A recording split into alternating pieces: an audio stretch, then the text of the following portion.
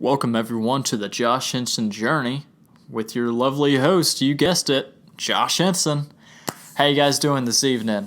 Let's get off to the basics. My name's Josh Hinson. Very first episode of the Josh Hinson Journey podcast.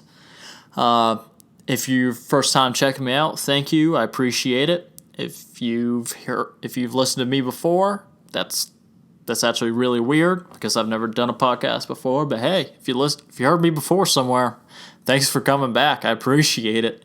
I need all the listeners I can get.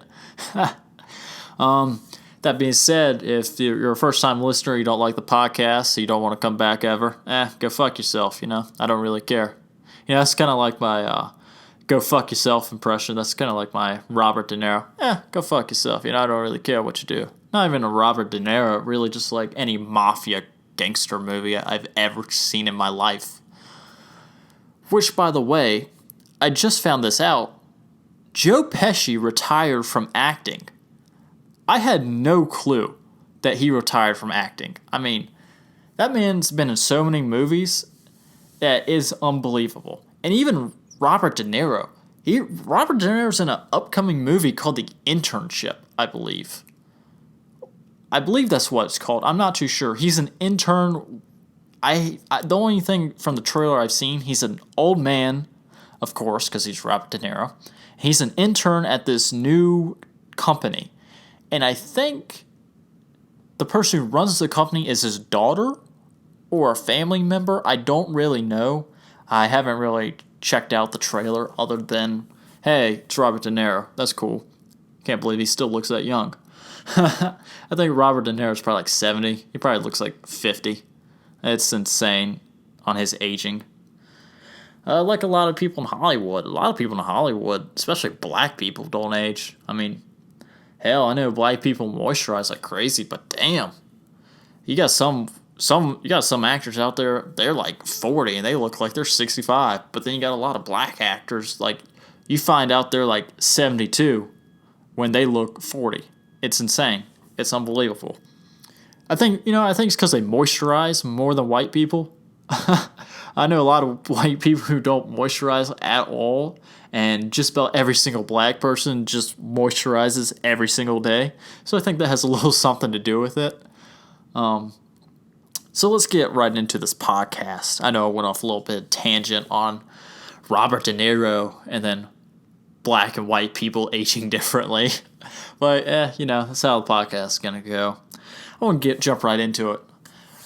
I want to complain for a second about the lovely company we all know and love, Amazon. I love Amazon, love their website, love how they do shipping. But this past week, I ordered a Snowball microphone from Amazon.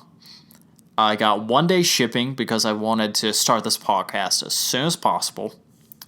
And I ordered this podcast on Monday at 1:27 p.m. And yes, I know the time I ordered this product, the Snowball microphone, because I was just looking at it before I started this podcast. So at Monday, 1:27 p.m., I placed my order for the Snowball microphone with 1 day shipping. So in reality, I should have got this product on Wednesday. Tuesday, because Phoenix is 3 hours behind, which is where the product came from. So it really would have been placed in Phoenix in the morning. So however their business model is, however orders come in and out, I don't know. But at the very least, I should have got this microphone on Wednesday. I didn't get this microphone till today. Today is Friday, and I got this microphone just under an hour ago. It is 4:35 p.m. I got this mic at 3:45 p.m. First off, that pissed me off because I paid the extra $5 for 1 day shipping, and I didn't get it till Friday. But got 2 day shipping for free, and it probably would have been here the same day. Second off, I want to complain about, or I don't know about, but does Amazon have their own van service to deliver packages? Because a van rolled up to my house. I had my blinds open so I could see outside. It wasn't FedEx, wasn't UPS, wasn't the Postal Service. It was just a white van, and some guy with a white t-shirt and a hat came to the door, rang the doorbell, and sat my package at my front door. So I'm wondering, does Amazon have their own van service to deliver packages throughout the United States and the world? Because I've always thought, and I've always known this to be, if I order a package through Amazon, I get it through FedEx or the Postal Service. Very rarely do I order something off Amazon and it comes to UPS. But it was just very strange to me that just a plain white van, and there's no windows on it besides the windshield, the driver's window, and the passenger window, and the two back windows. So it's just a plain white van delivering me this package. And that just seemed weird to me because I've never seen that before. And he just rolled up like it's nothing. I guess I haven't ordered from Amazon in probably a couple months, and maybe, who knows, maybe they have their own vans in each city to deliver packages. Who knows? They might. Wouldn't shock me. I mean, they're trying out this drone service package. But anyway, I digress. Amazon, step up your shipping, because that was bullshit. Now, I'm not going to do anything about the shipping, try to get my $5 back, because one, I'm too much of a pussy to actually call the Amazon and complain to them. Two, I'm too lazy. I don't want to spend 3 hours of my day talking to some person in whatever country their call center is now, probably India. No offense, but that's life. And, and spend 3 hours of my day trying to get $5 back. It's not worth it to me. I got the product. It's fine. I enjoy this product so far. It's a great microphone for a cheap price, $65. Great quality. So, in the transition, last night was the start of the NFL football season. Now, it was the Patriots versus the Steelers, and they were in New England, and the fans let Roger Goodell, and Roger Goodell had to be at the game. If you don't know, Roger Goodell is the most hated man in the NFL, just like most commissioners are. But this man is hated unanimously. Everyone hates him, from the players to the owners to the fans. Everyone hates this man. I think the only owner that doesn't hate Roger Goodell is probably his friend Robert Kraft, who owns the Patriots. And I think at this point, Kraft is getting pissed, getting a little fed up with his friend, the commissioner. And so I think that relationship's just going to crash and burn at some point. That's my honest opinion. I mean, at the end of the day, Goodell's going to have no friends. The only reason the owners are tolerating him is because he makes them a lot of money. That's the only reason why they tolerate him. He's like that one friend that's over 21 that you hang out with in college just so he'll buy you guys beer and stuff. That's what Roger Goodell is to the NFL owners. Because without Roger Goodell, they wouldn't make nearly as much money as they would. So back to the point. If you don't know what happened this entire offseason and you had to be deaf or blind, you didn't have to be blind. You just had to be deaf to not know what was going on. Deflategate happened 200-something days in a row. It was just brutal. This has been the worst NFL offseason probably in history, because with all the 49ers defense getting in trouble and 49ers just releasing everyone and everyone not coming back to the Niners defense and everyone talking about Deflategate with Tom Brady, it's just been a brutal offseason. I haven't paid attention to anything because I don't want to. But, so last night was the first game of the season. The first half, when you think, okay, the offseason's done, no one's going to talk about conspiracies with the Patriots have with cheating or anything. By some of the football gods, the football gods just wanted to laugh last night, because the first half, right out of the gate, the Steelers coaches couldn't hear each other in the headsets. They were getting the Patriots broadcasting game through their headsets. That's just the football gods trying to just make fun of everything that went on this offseason. So, I will say this, in my opinion, I do believe Roger Goodell was behind that, just trying to set up the Patriots, trying to see if the Steelers would make some big fuss over this, which they didn't. The first half, couldn't hear anything but the Patriots broadcast in their headphones, so they couldn't communicate to each other to call plays.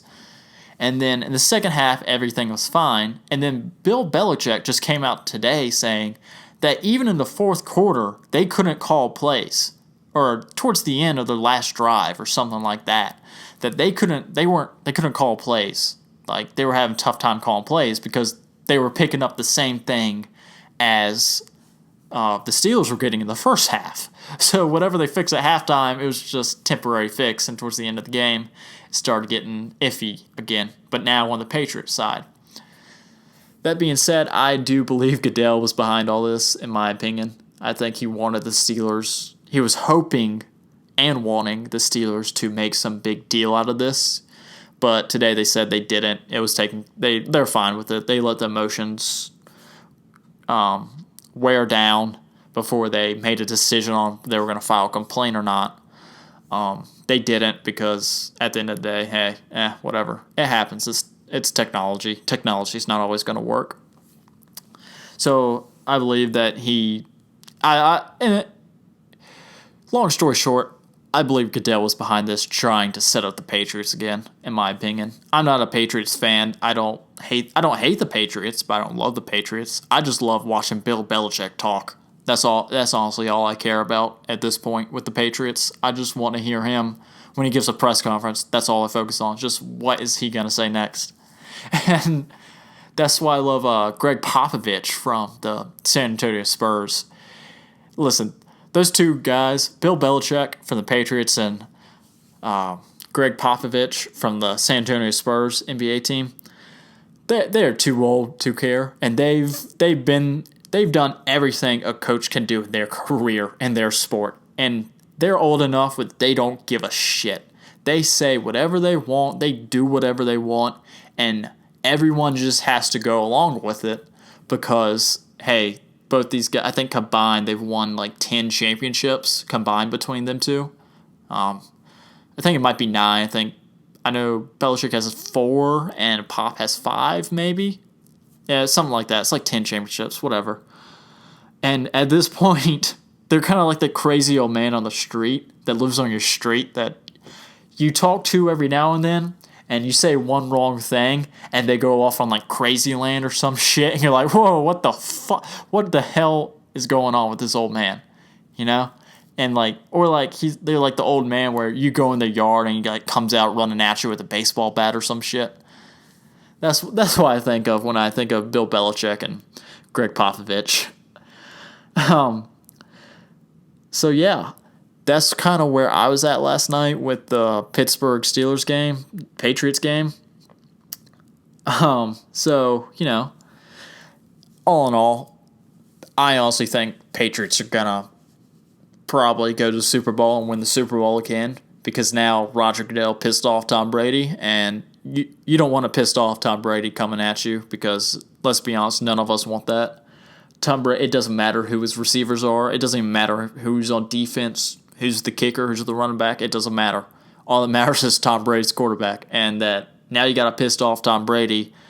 Anything is possible. I mean, they can go 16-0. They can do whatever the fuck they want.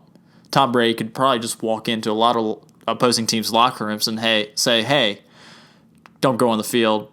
I don't want to waste your time. Just leave. And the team would probably forfeit. It wouldn't shock me if that happened. With like the Buccaneers or some shit team like that. If he just walked in their locker room and said, don't even come outside. Don't even come on the field. We know we're going to win. Just have a good weekend. And just walks out. And the Buccaneers are just like, all right, at least we got a free weekend. What do you guys want to do? And they go play golf or some shit, whatever NFL players do. Probably beat their wives or go out drunk driving or some shit. Because isn't that all what happens now with sports players? Either they end up beating up their significant other, or they end up drinking and driving. And it just baffles me that they get away with it every single time. I mean, the only person I think of that hasn't gotten away with it or hasn't gone to jail is probably, or the only person that has gone to jail is probably John Jones from the UFC.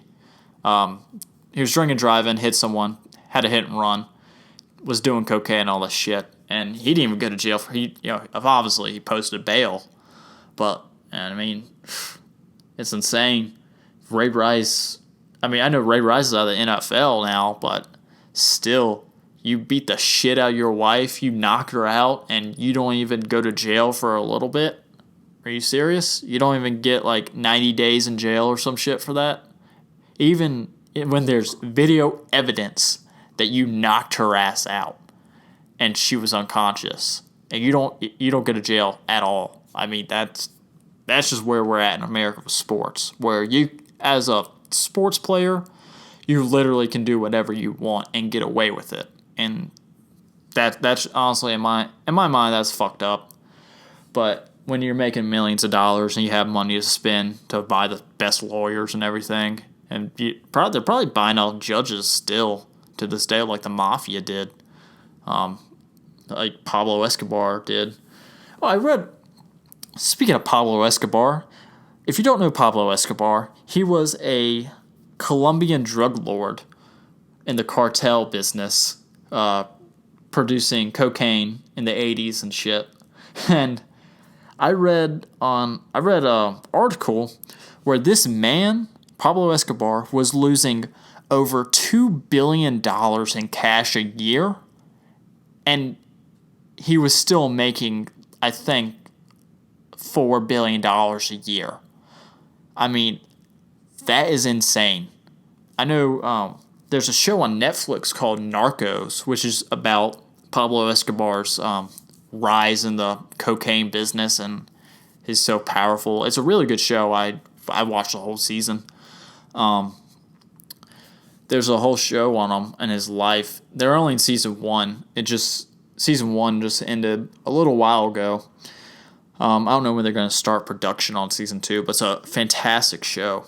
But Pablo, just this man lost $2.1 billion in cash a year, and it had no effect on him whatsoever. That's the point I want to get to in life, where I can lose $2.1 billion a year and just be like, you know what, it happens. You know, you lose money every year. You know, you move on, you make more money. I want to get to that point in my life. And speaking of Netflix, I'm really curious because Amazon Prime has said they're going to start making TV shows and movies, obviously to rival Netflix. And now Apple has decided to start making movies and TV shows. And so now I think television is on its last leg, to be honest with you. Because all these shows that would be on cable TV, now you can just get them online on Netflix or Amazon Prime, or in a couple of years, Apple now. And it was not going to shock me once Apple starts making TV shows and movies. Microsoft's going to start making TV shows and movies if they're not already. I don't know if Microsoft is or not, but it wouldn't shock me if they are. But the real thing is, with all these streaming services making movies and TV shows, who's going to come out on top? Because I know right now Netflix is king of the hill. They're the top. Everyone goes to Netflix if you want to watch a new TV show, a new movie, or something like that. But Amazon has a lot more money than Netflix. And let's just leave Microsoft and leave Apple out of this. Let's just talk about Amazon and Netflix. Right now, Netflix, top dog, king of the hill, because they got the first leg. They started earlier than Amazon. And Amazon's just now starting up productions on certain movies and certain films. But Amazon has a lot more money than Netflix. So I wonder if Amazon at some point will become better than Netflix with the movies and TV shows they put out online because they have more money. Or will, like comedians, they don't do comedy specials on cable TV anymore because Netflix gives them like 10 times the money that they would get on cable TV. And it's going to be interesting to see if, like with comedians putting their specials on Netflix and exclusively on Netflix, is Amazon going to do the same thing with comedians, or are they just going to stick to TV shows and movies? And I think that's going to be a really interesting thing to see, because right now with Amazon and Netflix, they can both hire producers. They can both do all that.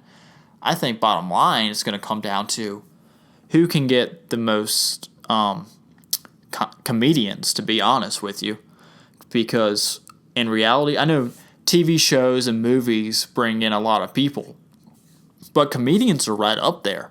I mean, if you can't make your audience laugh with a movie or a TV show, who are you going to get to do it? I mean, they're always going to have those comedy TV shows and funny movies, but comedians are really what bring people like now to Netflix. I mean, I hate to say it, but that's what comedians are really bringing people from TV over into Netflix. I mean, because you want to see Aziz Ansari's new stand-up special. You can't get it anywhere but Netflix. So they're going to pay that monthly fee to go see Aziz Ansari that one time, and then they're going to be checking out other TV shows, other movies, and then now they're going to be staying longer for however long they want to stay for. And so I think it's interesting. I hope it gets into a bidding war between Amazon and Netflix, just because it's going to be entertainment for me. It's going to be fun for me to just watch out. See Netflix pay, Aziz Ansari $10 million for a special, which never going to happen. Probably like more realistic, like $1 million for a special, and see if Amazon Prime, or I think it's just Amazon.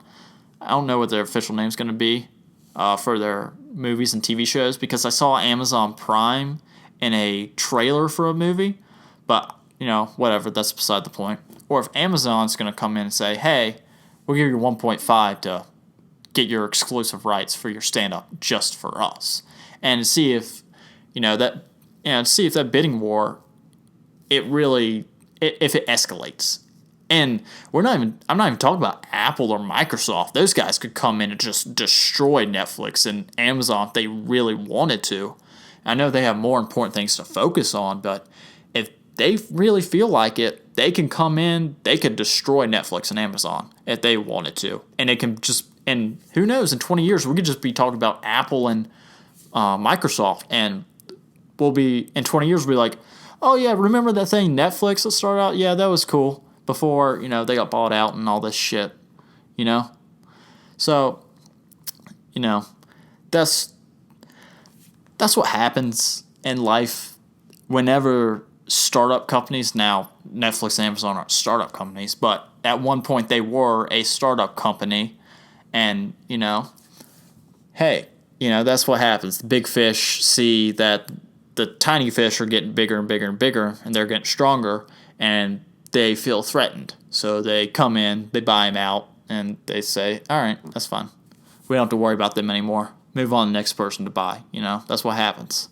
And if Apple and Microsoft ever, especially Apple, if Apple ever needs some extra cash, which they don't, because I think they bring in, I think it's in the teens of billions of dollars Apple brings in every single year.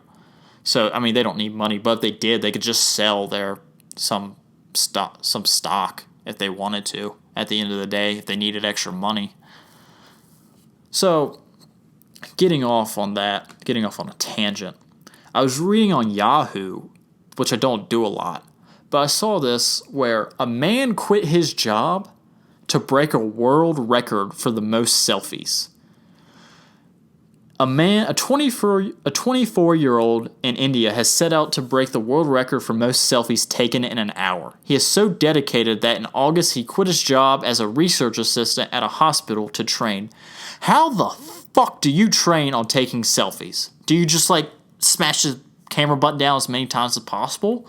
Or do you have to like take a photo, put it on Instagram, take another photo, put that on Instagram? How's that work? And why would you quit your job for that? Just for a record? I mean, I'm all for quitting it. I'm assuming this is a 9-to-5 job. I'm all for quitting a 9-to-5 job to pursue what you dream of, because my dream is to never work a 9-to-5. If I ever work a 9-to-5, I would probably kill myself. That's how much I hate 9-to-5s. I've worked a 9-to-5 before. I can't do it. I don't know if I have ADD. I have anger issues. I don't know what. I just can't sit in an office for 40 hours a week just staring at a computer screen at a desk and doing work. I just can't do that. But that's just me. I understand why people like it because it's great pay. Don't get me wrong, it's great pay. But just for me, I can't sit in an office all day and just look at a computer and sit at a desk and have a boss that breathes down my fucking neck like an office space. So, back to the point. This man quit his job to take selfies. Why the fuck are we even... why is this an article? I know he broke a record, but Christ, man, selfies, really? That's the one thing you want to... That's your dream? Oh, come on. And he's a guy, too. Guys, we're not good at taking selfies. Have you ever seen a guy try and take a selfie with someone? It's like a 3-minute process. It's like, all right, you get the person, and then you get your pose. Oh, wait, you forgot to unlock your phone. Then you got to go to the camera. Then you got to turn it to facing you, and then you got to take the photo. You got to make sure it's not fuzzy. And the thing I've noticed, where with guys, a 3-minute process to take a selfie with someone, where girls do it in 10 seconds. It is unbelievable. If you've ever seen a girl take a selfie, it is one of the most interesting things I've ever seen in my life. They take their phone, snap, they're done. They're done less than 10 seconds. Where by the time they get done, the guy's just opening his phone, trying to find the camera app to take a photo. It's insane. Maybe it's because, guys don't care that much about selfies versus women generally.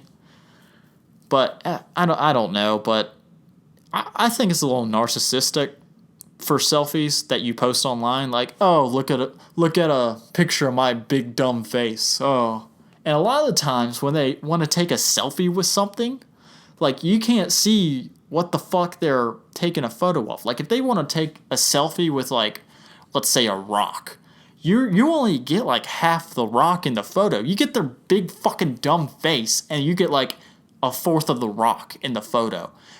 And it just pisses me off when people take selfies of things, because you never get the thing that you want to see. You always get their big stupid face, oh, check me out with this leopard, and then you see the leopard's tail, and that's all you get. I don't know. I think it's just a guy to girl thing. Just because guys, we don't give a shit. We're easy. We eat, sleep, fuck, and that's all we need. Where women need all this other shit to fill out their life, and we just need 3 things to keep us alive. So I wanna ask you guys, and I wanna ask you guys this. You can comment back to me. I'm on Twitter at Norbit Gates. That's NORBITGATES. And if you're wondering why is my Twitter handle Norbit Gates, well, it's because a lot of rappers have rap names, like Wiz Khalifa, 2 Chainz. That's their rapper name. That's not their real name, of course. It may be. Who fucking knows with rappers these days? There's fucking Slim Jesus now. Some white dude, trying to be Slim Shady. That could be his fucking name. Who knows what people's names anymore? If they just tell you that's their name, hey, fuck it. It's probably true if that's their name. But a lot of people have rap names. I have a poetry name. I'm really into poetry. So I enter a contest, just submit them to blogs and stuff, and that's my poetry name. My poetry name's Norbit Gates. And don't ask me how. Actually, I don't know how I got the Gates part, but I know how I got the Norbit part. Norbit, like the movie, he's married to this big woman. He's married to this really big woman. And so, I've always, for me, my preference is I like big women. I don't like little skinny, skinny. I don't like little skinny bitches like that I can fit my fingers around their whole arm. I don't like that. I want my woman with some meat on her, I like when women big. So that's how I came up with the name Norbit. It's funny. I like it. I enjoy it. If you don't like it, go fuck yourself. I don't care. So, what the hell? What was I rambling on about before I got on? Oh, yeah. Here's what I was talking about. So, I've been getting a lot of shit for this recently. And so, a guy-girl thing. How I was getting on about the selfies with girls and guys. I'm 19 years old. And I just learned that it's kind of taboo in male culture to blow dry your hair. And I just found that out because I blow dry my hair like every single morning. Because this is what I do. I wake up, I get in the shower, I wash, get out of the shower, dry. Then I blow dry my hair to get it dry. And everyone gives me shit about it. In which I've never really understood until I was talking to this guy, and he was telling me that the reason why guys don't have a hair dryer is because most guys don't give a fuck about how they look. And I'm the same way. I don't give a shit how I look like most guys, but I blow dry my hair because I just don't like wet hair. It's like a preference thing to me. It just creeps me the fuck out, to be honest with you. So that's why I blow dry my hair. But guys, we don't give a fuck how we look. We wake up, we get out of bed, we just leave. And we're fine like that. We're fine for the day. But with women, they just, oh my gosh. It just takes like 30 minutes to get ready. Like something that can take a 6 minute process, it takes them like a half an hour. Like taking a shower, getting ready, and going to like school or whatever they're going to. It's like a 30-minute process. A lot of girls even longer, like 45 minutes to an hour. Where with guys, we just get up and leave. Like we get out of bed, brush our teeth, put on deodorant, get dressed, and we're done. We leave for the day. And you can probably hear my dogs in the background. It's probably a cat walking by the fucking front door or some shit that they're barking at. Because whatever reason, dogs don't like cats. I've never known why. I don't think anyone knows why. I think dogs just like to flip out at shit to have an excuse to bark, to be honest with you. And so, it's my pizza. My pizza's here. Pizza guy came a little early. So that's the podcast. That's the Josh Hinson journey for you. This has been episode 1. Hope you guys enjoyed it. My pizza's here. I'm going to eat. I'm going to relax. I don't know why I'm going to relax because I haven't done shit all day. I'm still in my pajamas and I'm shirtless right now. But this has been episode 1 of the Josh Hinson journey. Hopefully I'll be back next week with episode 2. Hopefully I will be back next week with episode 2. Like I said, if you come back, you come back. Thanks for coming back and listening to me next week. If you don't, go fuck yourself. I don't really care. Thank you. Thanks for listening, guys. Have a good one.